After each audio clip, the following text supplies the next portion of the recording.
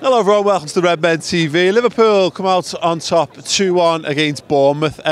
Yeah, not a great game, that was it, to be honest. I think we all went into that hoping for a massive win, to be perfectly honest. I think we were all looking for a big Reds win, and then all of a sudden we're one down.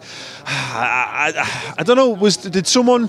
was VAR not working today? Did they not bother? Did they just go well, it's not working, we'll figure it out at some point. You turn it off and on, lads, that's how you fix technology. I thought Gomez was fouled, to be perfectly honest, in the build-up to this.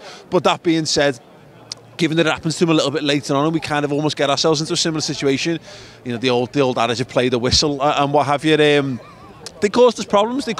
And they shouldn't have done, really. You got Milner clearing one off the line. Obviously, they took the 1-0 lead at the start of the game, and I think we all went into that thinking 4-0 here, 5-0 Liverpool, really set us up well for Atletico. And I wonder whether psychologically, particularly with the substitutions, we've seen a lot of Liverpool making subs on 60 minutes. Rest on the big guys. The fact that he's obviously he makes the 2 substitutions, but the fact that I don't think he's saving people. I think he's selling them, right, you're going to run through brick walls for this next week, lads. I think he's probably going to go pretty much the same again for Atletico, with the exception, hopefully, of Andy Robbo. And try and foster that, we're all here and we're all in this together kind of spirit, because I don't know what it is at the moment. Maybe Klopp's seen something in training. He was quite bullish in the pre-match press conference for this game about how we needed to go out and make sure we got the win. Okay? It's probably about time. But yeah, it was a weird game of football. I think Liverpool, we all wanted to see Liverpool go out there and absolutely put them to the sword so that we could fly into Atletico Madrid. But ultimately, it's going to be a very, very different game of football in the Champions League in midweek. And the most important thing is that we just get over the line in the Premier League. 25 points clear now. City do have 2 games in hand, but 9 points left now to get this sewn up. Get that done. Everything else is secondary. Everything else is just is less important.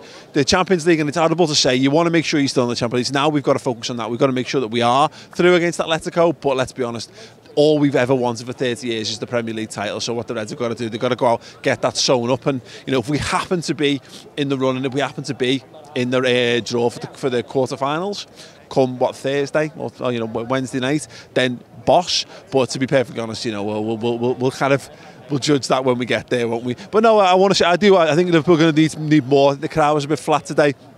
But yeah, not much more to say other than that it was a bang average occasion at Anfield, and yet here we are, 25 points clear of the Premier League, and being a little bit upset that we've not won 5-0 in a game of football.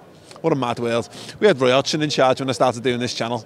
We had Roy Hodgson and we had Hicks and Gillette. Listen, I've done a Hicks and Gillette retrospective actually, so if you're lacking a little bit of perspective on where the Reds are, I sat down with Mirajay and O'Brien Rees, who literally wrote the book on Hicks and Gillette and the time at Liverpool. That's on the redmentv.com. Highly recommend heading over and checking that out. Other than that, there'll be a little vlog over on my channel, Mates TV. Watch that. And we did a podcast with Jamie Webster, and we've got a very exclusive guest coming up on the Mates and Pajak podcast this week, so head over to that channel as well. Plenty of content to keep you entertained, and wait for Man United to smash City everywhere, and that'll be good as well, won't it? Yeah.